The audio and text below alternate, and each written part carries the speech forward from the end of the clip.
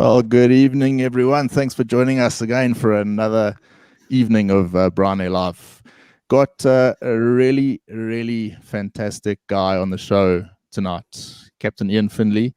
He employed me and Ryan, actually, at SA Express in 2010. And obviously a bit of synchronicity there because obviously Ryan and I ended up becoming best mates. And I think Iain would agree that we actually formed a fantastic professional relationship at the beginning, and then a very good friendship along the way towards the end, and obviously continuing now. Iain is without doubt a guy with the strongest work ethic I have ever seen in anyone in my life.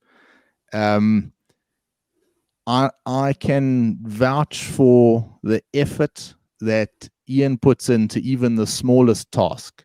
Nothing gets left to, what can I say? Even when we kind of knew what the outcome would be, Iain refused to do anything half-hearted, always went to the absolute max. That was in the office from a managerial side. In the flight deck, Iain is meticulous. Anyone that's flown with Iain will know. One of the most consistent aviators. I can see Ryan nodding there because I know he agrees. Consistent is an understatement. Iain flew exactly the same from the first time I flew with him in 2010 during a 3-crew management check ride to the last time I flew with him, which was my last flight at SA Express on a CRJ. I think I was operating as a FO that day. We did around the houses flight Durban back to Johannesburg. Flew exactly the same way then. A wonderful man, a good friend, and a bit of a legend, I'd say, in South African aviation, because from a managerial point of view, being involved in management at SA Express is without doubt one of the toughest jobs you can do. There's political angles you have to manage. There's obviously pilots you've got to manage who aren't easy to manage in the first place. And I'd go so far as to say, had it not been for Iain and his standards, I do not believe that SA Express would have maintained its flawless safety record that it had. So, Iain Findlay, welcome to Brane Live. Sure, Brian. Thanks very much, man. I feel very humbled by that, and I certainly feel the heat rising in my face here. But you've also landed me in a bit of the poo because my wife won't agree with you, so I have to buck up around the house and stuff as well now. So, yeah, no, thanks, Brian. It's it was there were some great years there, I must say, and it was great flying with you guys and just about everyone at SAX. But I think it's also very important to say that it was a team effort there, all round in flight ops. It's easy enough to bark out orders and stuff and instruction to the guys, but you need the chief pilot, the fleet captain, the training captains to be on board as well, which we managed to do, and it worked well. And then all the way down to the line guys, getting out and especially towards the end there when things got tough, and we had to make plans. And although we didn't really deviate on safety or anything like that, there was always try and find a workaround and stuff. So it was good times. A lot of it I miss, but it's a chapter that's gone, and we all move on to new things in life. And I think just said it earlier, but congratulations on the birth of Capri. I think that's a big step in any family's life and any man's life, and I wish you all the best on that, Brian, as you move forward. Yeah, thanks, Iain. I don't know why people say it's tiring, because I felt fine the whole time. I just keep going.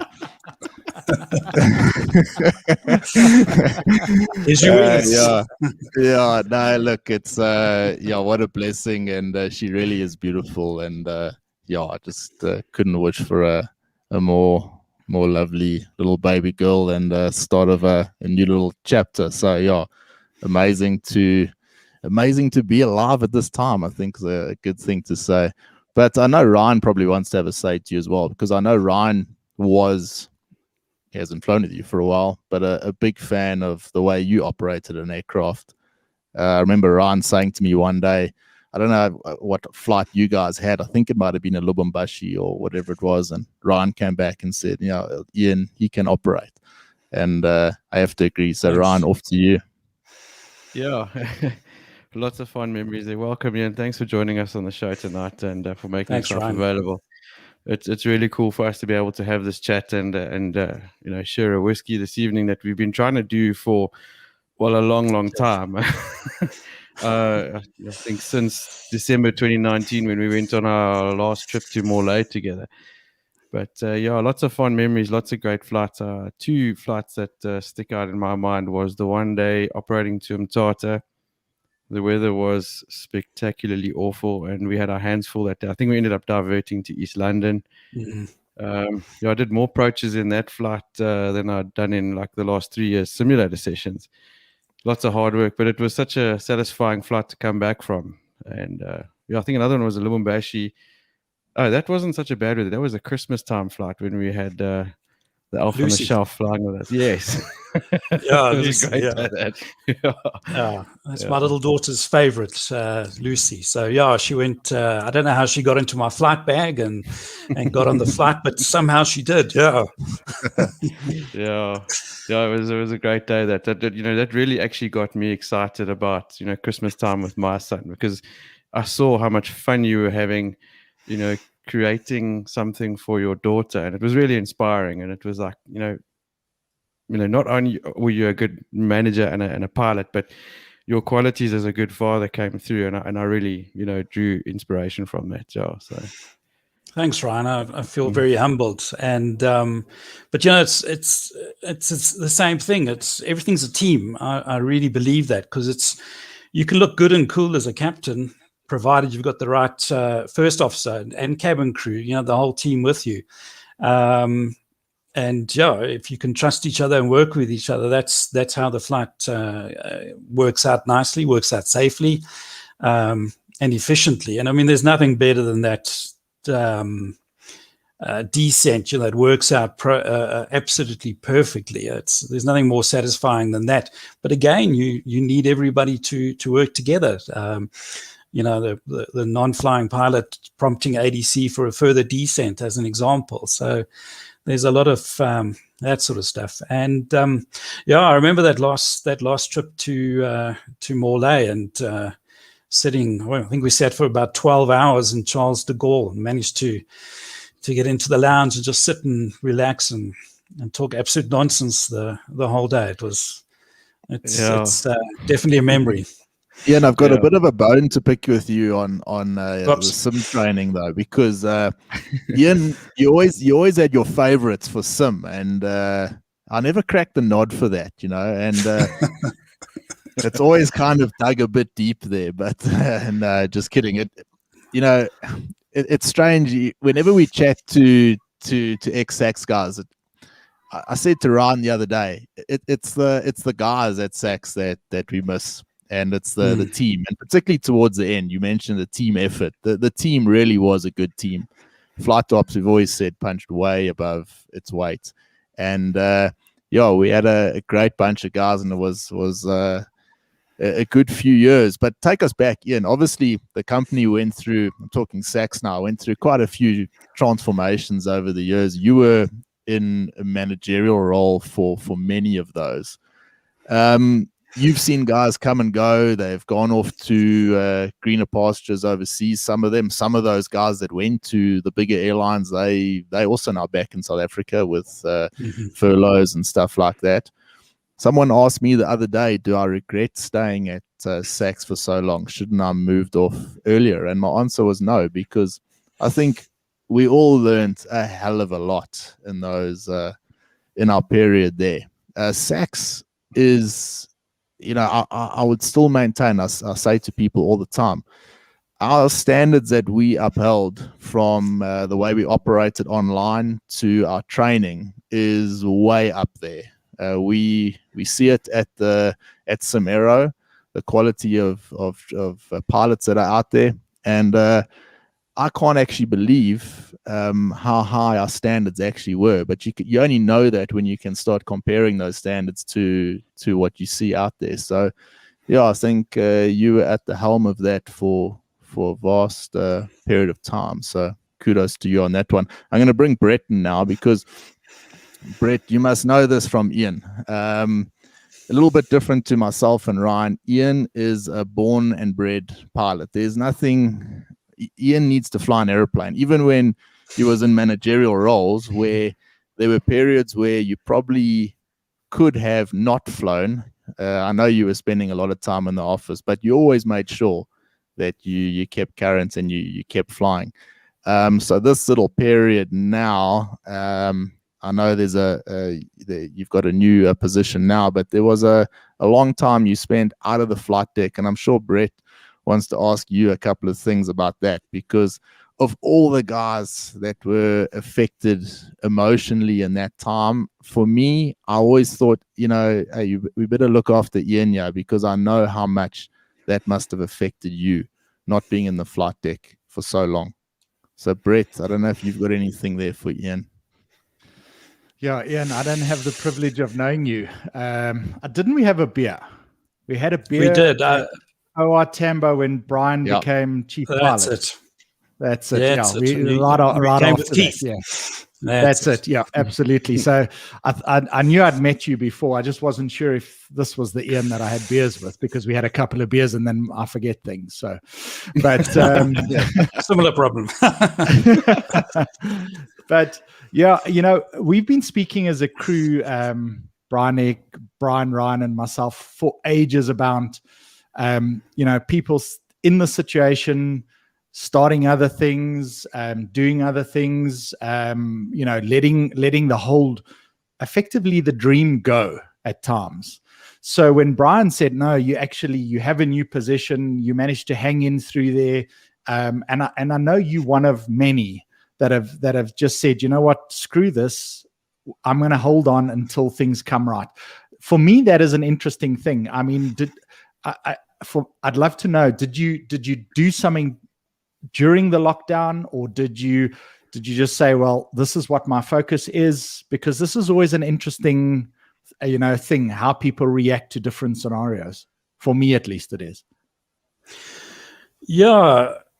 I think like everyone, we went through phases. I remember my wife went off on was a senior first officer at African Airways on the long haul fleet. And she went off on I think it was a Frankfurt flight. And in fact, Brian and I had met a day or two before that. I think we weren't allowed into the office and stuff, but lockdown hadn't really started. And we met for a coffee and a bite to eat to discuss some stuff. And we were discussing this whole COVID thing and hand sanitizers and so on. And I think it's sort of Brian that really got me onto how serious this could be. Anyway, I was down at Discam and got everything I could and packed my wife a little packet of, gloves, sanitizer, anything I could find, kind of thing, and packed her off to Frankfurt. And she said her colleagues on the flight deck thought she was a bit of a loon arriving with this sort of thing, But I just sort of had realized at that stage that there was a bit of doom coming, and this would take a little bit long. Then when the lockdown started, sort of through the grapevine, you get a little bit of a heads up. So I was obviously down to the spa, the alcohol spa, stocked up everything there. And I think I spent about 20,000 Rand buying supplies and then food and this, that, and the other thing. So I sort of went into real lockdown mentality. As a family, we had a lot of fun, though. We sat around the fireplace in the evening out at the braai and so on. That was okay. And then obviously we at SACS hadn't been paid, so there's a little bit of that cold reality. But I'd expected we'd get paid at some stage, because we'd been through this before. We'd seen it all, done it all. we just expected to get it late, and then that never happened. So from there, the cold hard reality set in. I thought we'd sit around for 3 months. My wife said it was going to be longer, and Yvette had decided to leave flying, so she was getting stuck into finish off her master's degree in health psychology and so on. And I was sort of the one sitting around waiting for it to end, you know. Eventually sort of got my ass in gear a little bit and tried to look for things to do. I studied a bit of triathlon coaching, which is really an interest. I didn't expect it to earn me a fortune or anything like that, that's for sure. But yeah, sort of, I guess went through a bit of anger, a bit of sadness, depression, and so on. I got a sort of part-time job as a online IT assistant, and for anyone who knows me about IT, that was a real struggle. Yeah, and I tried that, you know, and it was quite humbling, quite humiliating to see the sort of anger that was out there and the stuff that would be dished on people, because now suddenly everybody wanted fiber, everybody wanted Wi-Fi because you're working from home, and yeah, you know, if it wasn't working and stuff like that, the sort of anger that would come out there, because now you're this lowly online assistant, you know. So went through that, and are you sure that wasn't Ryan phoning you there, Iain? No, Ryan definitely didn't phone, because Ryan's still dealing with the interweb. No, listen, I got my interweb sorted, but the poor person who had to deal with me from Telkom side got a tongue lashing of notes. So I hope you weren't working for Telkom at the time yet. No, and I'll tell you, it's yeah, that's a big thing nowadays. If your Wi-Fi goes down, it's the end of the world, you know. Yeah. So I've seen that. Yeah, and then yeah, I looked at other alternates, occupational health and safety, but I just couldn't get into it. And you know, I felt at my age, you've got to get back into flying, because I still want to make that my career. I enjoy it. I enjoy the management part as well. You know, even though it brings quite a bit of stress and frustrations at times, it's great to get out there and get things done and find a plan. I really enjoy that. So yeah, I just eventually decided, well, got to get on with this. And I'd been sending out CVs, not as many as my wife would have sent, and she was insisting on more going out. I just tend to feel, if you're not qualified for the job yet, for example, if you don't have a FAA license or a EASA license, you know, don't waste people's time, particularly when there's so many guys sitting around. And yeah, eventually, I think over December, we had a nice break in December, and then mind switch and just got back into getting the license renewed, went and got all the soft skills done again and stuff, and applied to SEME, and was very fortunate to get a position over there. And yeah, thoroughly enjoying that at the moment. It's quite a steep learning curve, because going from having all the support structures around and sort of just managing everything, now a lot of it is hands-on. So learning quite a lot from that, and thoroughly enjoying that. Yeah, very much. Yeah, and it's nice to be in the air. Talk us through it a bit now, because obviously we're not operating online at this stage. We out of it, and part of the show, the one area that I think has been a bit difficult is that we're not operating for an airline right now. So all the news and that we report on is obviously what we read, and also information we get in. But, you know, what's it like at the moment, not necessarily flying for an airline, but being in a managerial role? I'm going to shoot up a banner shortly about a new airline coming up. Yeah, I'll shoot it there. You know, yeah, how interested to see what people think about that. Laura Boardman's watching. I think she's on her way to, I hope she's not on her way to Minsk. But yeah, I think Clarence was going to buy her a ticket to the Moscow Air Show to go and see the launch of Skylink. Anyway, not to run a new venture down or anything like that, but it takes a special character and a special amount of expertise to run an airline. Miles van der Molen, obviously, we know is quite a dynamic guy, but a very different cultural shift, I think, for you from the SAC side across to Seme. Obviously, you being the consummate professional you'll run with it and do everything that's needed. But I think culture is quite a big thing, and we had, I think, a wonderful culture in the flight ops side. Alan McCauley shot a message there earlier. Alan, obviously, a big part of that. We spoke to him a couple of weeks ago. Alan was your right-hand man for quite a long time. Very much so. And Alan as well, one of those guys where you look at it and say, well, maybe had it not been for guys like that, probably a lot of other guys, maybe that safety record might not have been so hot. But what's it like now? Seme, new chapter, new challenges, new people, new company, same airplanes for now, I suppose. I'm sure that there's plans for some different aircraft in the future. But what's it like being in that hot seat, not necessarily the flight deck seat, but that managerial seat? Well, let's say it's very different. It's very different. I'm still finding my feet. I haven't taken over the reins as the PRFO yet. That'll be, I think, in a week or two.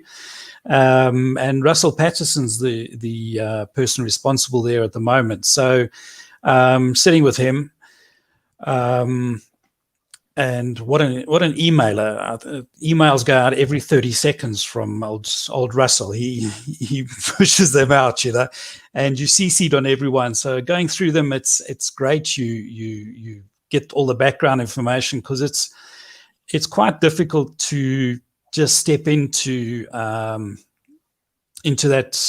position. You have to understand the culture of the airline. See where things maybe aren't right and where things are being done right, so that you can then shape it going forward if necessary. And right now, Seme is light years ahead of where SA Express was in terms of the use of technology and so on. And it's just now it's reestablishing itself. It's still very small, 35, 40 odd pilots. And obviously, it's been through quite a journey the last few years with the CAA and so on. And those that have stuck it out there are certainly very, very resilient people. Miles is very resilient. The head's screwed on right there, I must say. The debt exposure for the airline is evidently very small, which allows them to manipulate and the days and to move forward. Whereas a lot of the more legacy style carriers are having problems with those kind of things, and one gets fearful really that with those small loads that are being carried and the very cheap fares, that something's got to give it at some stage. It's a very different place. As you know, at Express, once I took over as the head of ops, you spend so much time in meetings and listening to other people and writing reports and stuff, where this is very, very hands-on. And Miles himself, he's out there towing aircraft around and helping to refuel and so on. So very, very dynamic man, and get stuck in there. And that shows in the crews as well, because there's a very let's get this done attitude. So it's different in that sense. In the bigger sense, I haven't done too much line flying at the moment. There's periods when the loads are good, they really are, and there's other times when they're small. That's where Seme's got the flexibility of bringing in the 1900 right through to the CRJ 900. So it gives a certain advantage there. I always liked, funnily enough, I love flying and that, but there's something very satisfying about taxiing an aircraft for some reason. And, when you look around and see what's going on, the airport's very quiet compared to what we've seen. And then once you're up in the air, it's kind of back to normal. You hear a few of your old mates up there, not as many as you used to. What I found very sad, actually, Brian, was Friday night getting back from George, and you taxi in, and you used to seeing all the international flights lined up. The Springbok tails, Lufthansa, our old friend Air France 995. Which is downgraded from a 380 to a 777. But obviously the Springbok tails have gone. And just so fewer long-haul airliners there. And it's pretty sad, that Delta apron is pretty much empty. So, there's a definite element of sadness and sort of economic or financial depression around there. But it's getting better. It's slowly there. I think our figures have dropped off a little bit the last week or so with the next third wave arriving. So, the media says a lot about that, and people go into a panic. But this weekend, I understand, isn't looking too bad, which is great. Yeah. Iain, I just want to jump in there. You made a comment, and you said, with all the low fares, something's got to give. Do you have any thoughts as to what that is? Because that's a question I'm asking from a business perspective, is with all these airfares and everyone cutting and not the traffic that we used to have. Mango. Any ideas? Sorry, I heard something in my headset. I don't know what that was. Fruit. Is there going to be a give? And do you know what the give is? Do you have any idea? I don't know what it is. And really, I think it goes down to what your financial reserves are at the moment. So I think Airlink is okay. They've also got flexibility in the aircraft sizes and such a wide variety of routes. So they're poised to go places, I suspect. Comair,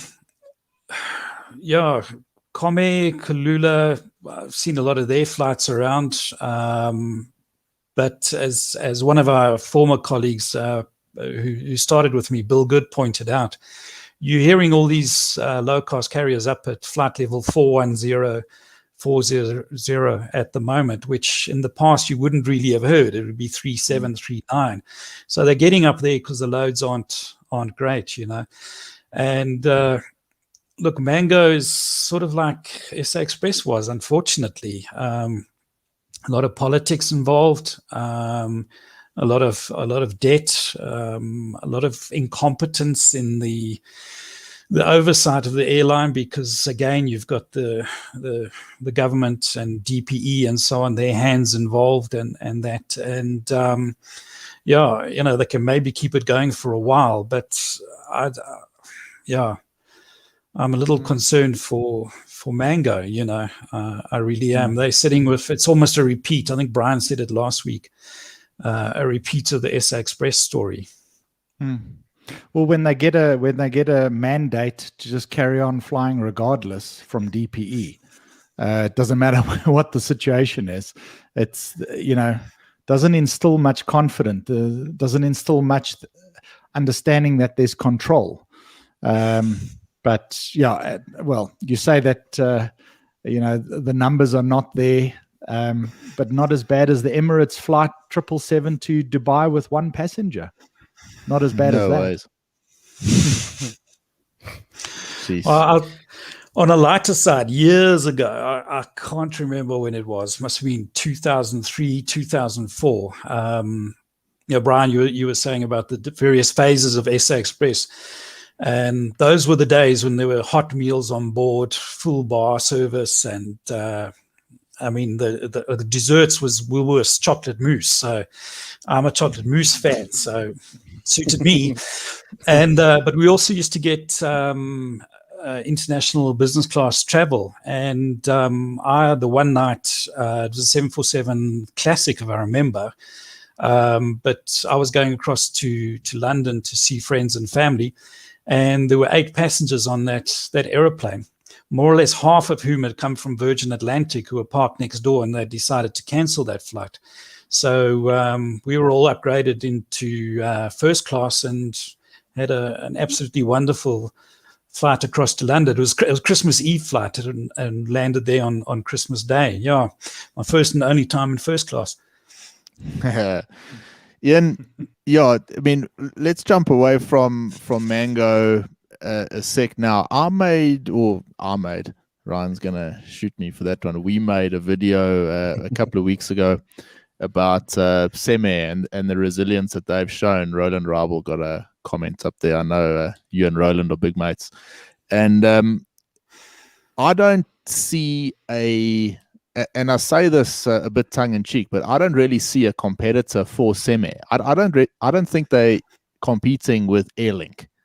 I think Airlink they're a big regional airline. They're a heavy machine moving forward at quite a rapid rate. When I think of us at SA Express towards the end, I think we were fighting for a lot of the scraps that were left. But now there's none of these sort of scrappy airlines around. I say scrappy in terms of these sort of fighty type of airlines, and I see Seme like that.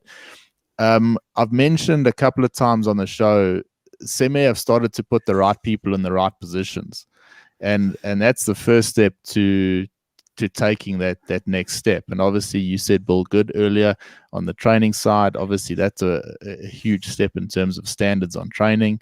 Yourself, soon to take over a PRFO role. So those are all big steps that are needed. And this is fantastic for the South African aviation community, because to have an airline like Seme around, and a strong Seme, one that's almost a career airline for pilots in the country, which you probably wouldn't have said a couple of years ago, I think is a positive to come out of this pandemic. And if you can get through this pandemic, come out the other side, and you're still operating, that's a feather in your guys' cap straight away. You mentioned technology earlier. What sort of technology has come into play right now? We were obviously restricted at SACS from a technology point of view, but what are you guys using right now that's making a difference? Well, that's actually a secret, Brian. So. Okay. No, I'm joking. No, look, at the moment, Seme is going through its EFB approval. But there's, if we start in OCC, everything's displayed on boards. So you can see all the flights for the day that are up there. You can see if they're running late in terms of flight tracking and so on. If there's a diversion, it's all up there, and you can see the timings. Everything's there at a glance, instead of the poor ops manager pulling out pieces of paper and trying to find out what's going on and so on. It's right there. It alerts you if something's not in place. And in terms of the flight deck, the standard stuff, the JEP FD Pro and so on, we also. I'm not sure if you attended any of the meetings with them, but there's a Danish company that does flight planning, PPS, and we were looking at them at SA Express to move to electronic flight planning and so on, and that's in place at Seme. Currently using paper nav logs, but running that parallel with the electronic nav log through a system called Tail Log. And you put everything on there. When you get your ATIS, it's got all the little drop-down menus, and you just tap the information in. You can handwrite some things if you need to. It's got a GPS, obviously, through the iPad system, so it tracks your beam waypoints. It'll tell you need a fuel check, and so on. Your RVSM checks are in there. So basically everything's on there. At the same time, running the load sheets, at the moment, still doing it manually. I've thought, in fact, I have got one here. So I'm still trying to learn this. This is a weight and balance whiz wheel. And yeah, I remember the first time I saw that, I was like, oh, goodness. But it's actually a remarkably easy system to do. You know, and at Seme, you do everything. There's no electronic load sheets arriving from flight dispatch or anything like that. But that's going to fit into the tail log system. And you work it on there. It's uploaded from there. The capturing of the 90-day records, which is always a big thing for the CAA. I mean, they love the 90-day records. And that's often their sort of yardstick on the compliance of an airline, actually. So those are all getting electronically uploaded, and we're doing away with paperwork very, very shortly, you know, and that's all. Russell Patterson is quite the IT whiz, actually, and has put all these kind of things in place over time. So while the airline is trying to avoid debt as far as possible, and therefore, you know, really looks at spending money, when it comes to things that add value like this, it's all done like that. The safety systems all online, the document management's online. So, you know, all your exams and stuff like that are done through a system called Air Maestro. So it's all right there. Everything as it's updated, it's online. So it's quite something. You know, like anything in life, it takes a bit of getting used to.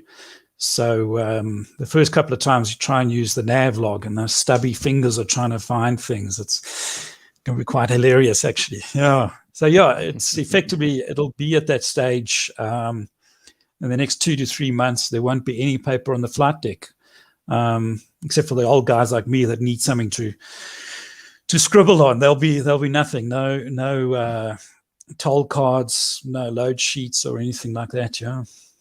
So not much for the first officer to do then, eh? Yeah, and he doesn't even have to do the walk around at Seme. Oh, really? Wow, no, it's the captain's job. I love that, because when it was, when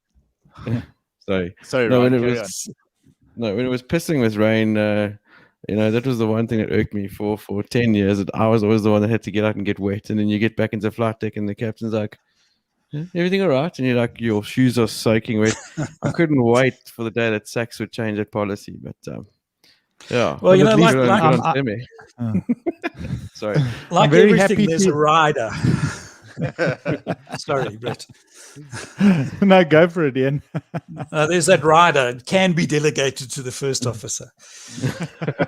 So I assume it happens on rainy days. Yeah, I'm just chuffed that I've understood now what Ryan was prepared to put up with. So welcome to Samero, the new role tomorrow, Ryan.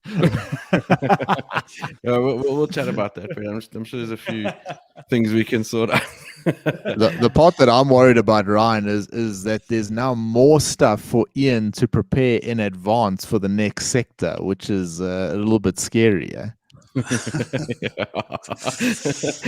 Thank goodness that that FMS never had the option to plan 4 sectors ahead, because it would have been a long pre-flight at the beginning of the day. Sorry. No, I was just going to say, that brings to mind, I mean, it was one of the things about flying with Iain as a first officer was you knew you were going to fly with Iain this day, so you rocked up to work ultra prepared. You know, I always made sure shoes are polished. You studied for about 6 hours before you went into the office. I didn't want to put any crosshairs on my back, and then you get to OCC sign on, and like Ian's done everything anyway, and you're like. Shit. Yeah, you arrived 4 hours early, and Ian's done all the paperwork. But you know what that was? It's just you know, I used to fly both seats and not fly that often. So you know, often if you're there early, it's just get the stuff done and keep in the swing of it. You know, particularly if you got to do checking and so on, you need to be hands on yourself. Otherwise, you forget those little things and so on. Yeah. Can we talk about that a bit, Iain? Because obviously, you know, we're involved at Samero. We obviously doing a lot of ground school training and a lot of training with very young pilots through Africa. And one of the things that we push all the time are standards. And standards is not the way you fly the airplane. It's everything from the way you dress in the morning to the way your flight bag is packed to how you even drive to work. Everything. Ryan, you know, how often did we stop and have a cup of coffee with Iain on the way to the briefing because we were early enough? We have a cup of coffee, have a chat. You've almost had your briefing before you arrive in the briefing room. You know, Exactly. How valuable is that to aviation safety, and how lost is that on a vast majority of aviators I'm going to say in Africa, because that's where we're involved with the training. It's a lost art, and it is an art because it's everything. Iain was pedantic. I remember one day I used to grow this little thingy over here, and Iain one day in our old office there, he went and said, "Hey, what's this thing over here?" You know, kind of to say, "Hey, it needs a bit of a shave now." But those were the standards that Iain had.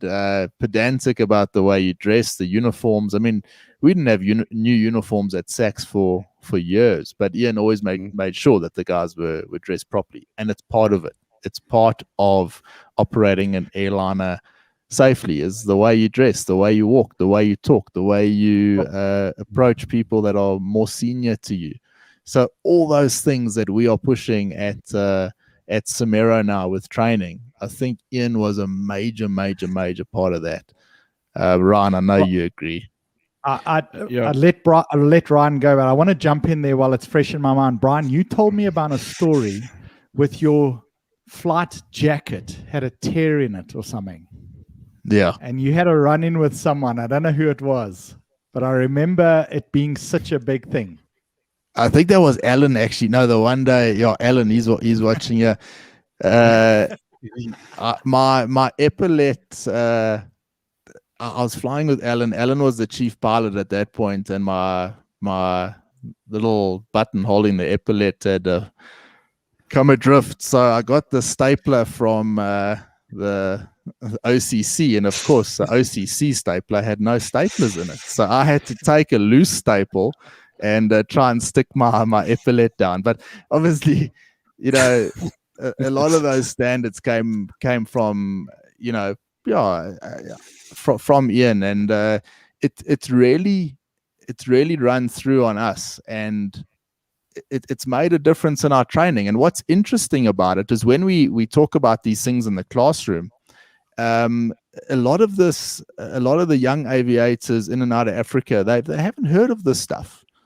They've never heard about there's a way to pack your bag, there's things you need to carry, there's certain, you know, there's a way to approach your captain. Never heard of it. So yeah, I guess those things are a major part of a pilot's arsenal, and I learned a lot of those things from Iain. So no, it's lekker to talk about those things. I must say.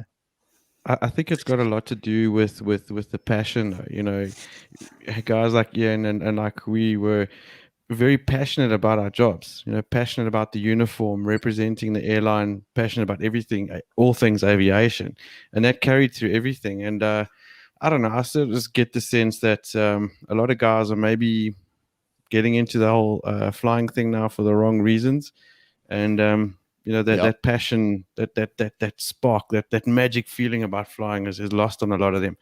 And without that, I don't think you get the professionalism that you know grows with that. So yeah, I don't know what you guys think about that. Yeah, look, it's I don't know. It's a job you should be proud of. You know, you and yeah, you know, to echo what you said there, Brian, you should look the part. You should talk the part. Yeah, passengers don't want to see slobby, unshaven pilots getting on the aircraft. You know, it doesn't inspire any sort of confidence there. And while it may theoretically make no difference to the way you approach your job, to me, if you can't be bothered to shave to come to work, well, it actually says a lot. It really does, and you need to be prepared because things happen, things change, and getting there early and not rushing in and so on is a crucial part of it. So, I mean, there's times, I always try to leave. If I'd been in the office for meetings or whatever before flying, I try to make sure still that I was there half an hour before, and it sometimes didn't work, and there's nothing worse than having to rush. When you rush, you miss things and so on. So yeah, I firmly believe in looking neat and tidy and being prepared. Obviously I went through the Air Force and that sort of was drummed into me, and I learned to iron in the Air Force, and it's actually almost a stress relief somewhere, to iron your shirt properly. So well, Brian didn't go to the Air Force or the Army, so he has someone, he outsources his ironing, clearly. Yeah.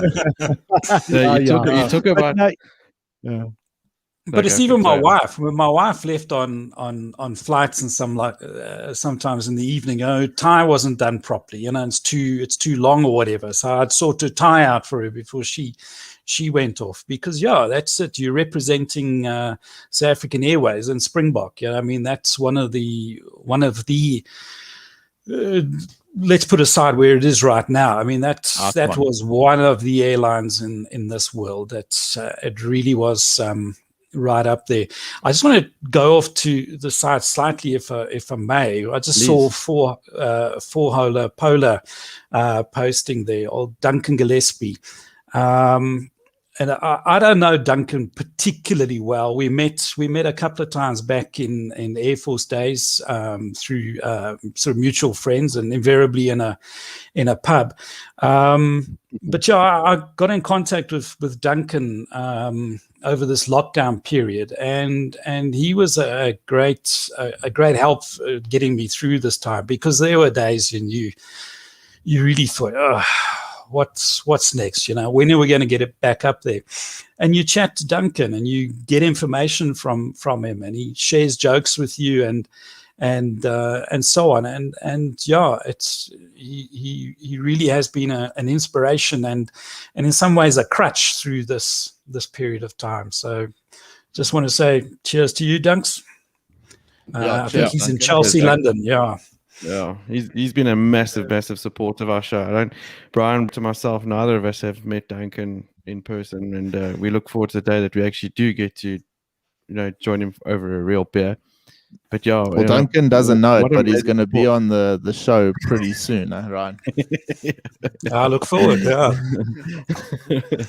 Iain, he's got some stories. That's the thing. Yeah, that's the thing that we, I think everyone is fully aware why we do the Brian Air podcast, is for support. And to hear Duncan supporting you no doubt supported someone else, even if you're not aware of it.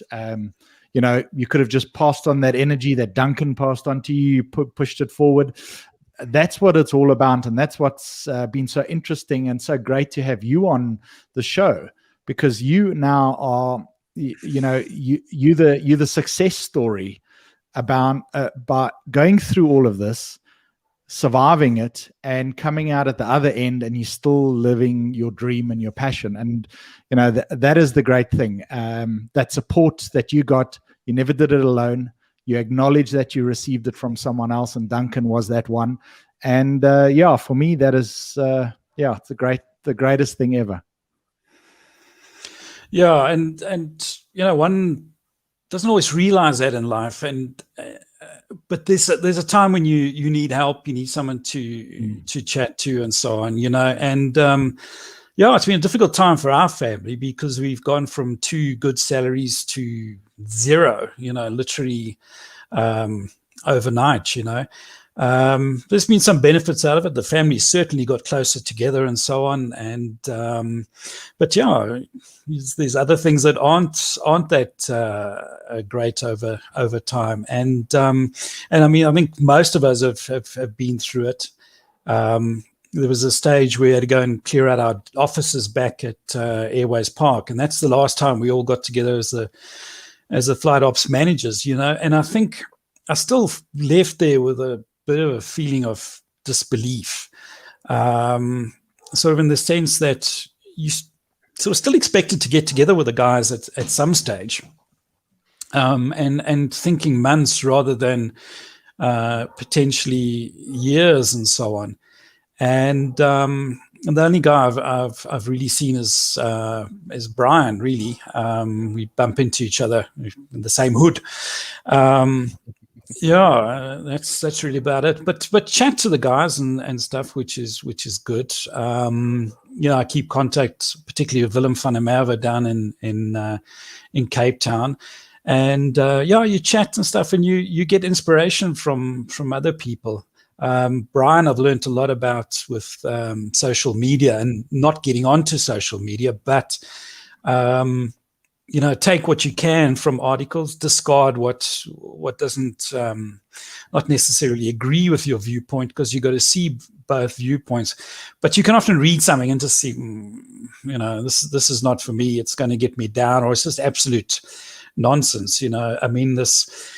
If you see something about the looming pilot shortage, it's come from one of the sim centers or training schools, However, when you take all of those articles together and put them in the old DBase 4 and mull it over, you can get an idea of where things are going, how they're improving, and how long they'll take, and that's why the Brian Air podcast is one of those things there as well. And another of the legends there, old Craig Wood, that came up there.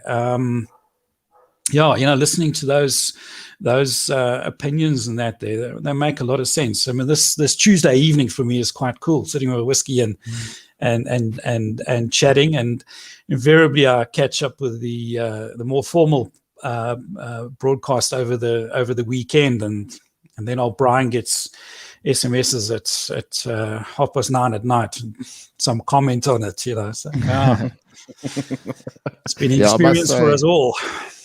This live show has offered us the opportunity to connect with the guests, but also obviously the comments that come through, and a live show like this relies on the comments. So a lot of the same. He has a real loyal guest of ours, Janet. Craig, obviously. Sorry. Laura messages all the time, and here's my black sheep cousin over here telling, got a note for you there, Iain. Don't worry, I'll catch him. What's the real name for that patch you were growing, Brian? I don't know. What is that thing? What do you call it? Keep it tidy. We won't go down that road.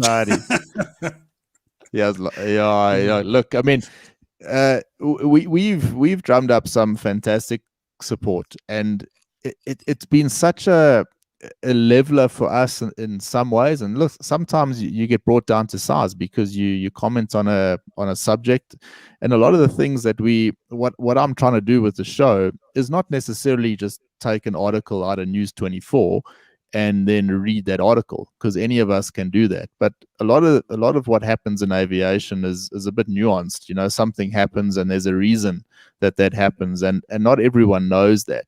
So we've put quite a bit of effort into making sure that we stay on top of what's happening out there, and report on it. And it's been a massive challenge, and it's something that we're not going to stop. We're carrying on, but a lot of what we do, a lot of what we've learned has been from the grounding that we got at SACS. So always forever grateful about that. Iain, I know you said flying was your passion and you wanted to get back into the flight deck. Obviously the foreseeable future at SEME. We've had a few beers, we've chatted. I know that your plans at certain points was to move overseas. I think all of us have plans to look elsewhere. And now things have just been thrown in a tumble dryer, and we're in this situation. And when people ask me, what's my plan? I've got a 4-year-old daughter in the room next door. And I think, what is my plan? And I'm not necessarily so sure on what my plan is, but I kind of think that's okay. Brett, maybe you jump in here. We don't really need to know where we're going right now. This whole pandemic has thrown us such a curveball that if we're standing, and if we're moving forward, and if we're confident, and if we've got a good bunch of people around us, then we can achieve what we need to achieve. But we don't necessarily need to see the big picture right now. Brett, anything for you to say there? I know you're passionate about this stuff, and you've helped us, myself and Ryan, with a lot of this stuff. And maybe you can have an ending word here. Well, yeah, thanks, Brian. For me, it's always been non-attachment. And I know that is a difficult thing, but if I listen to every single story, there is a non-attachment to an outcome, which is the critical common factor to a success.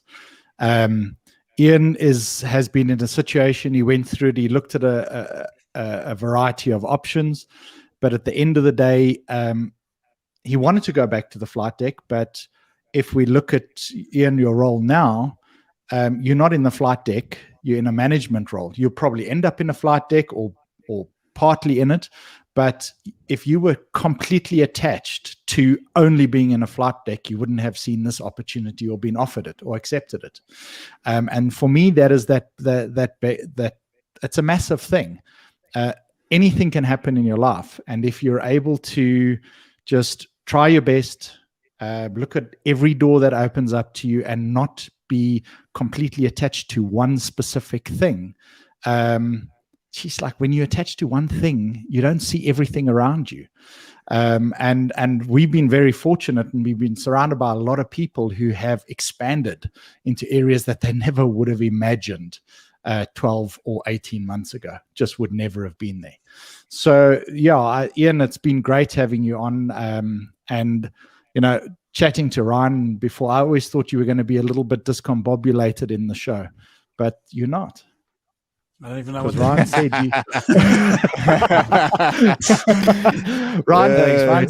Ryan said to me, he says, Iain uses such big words.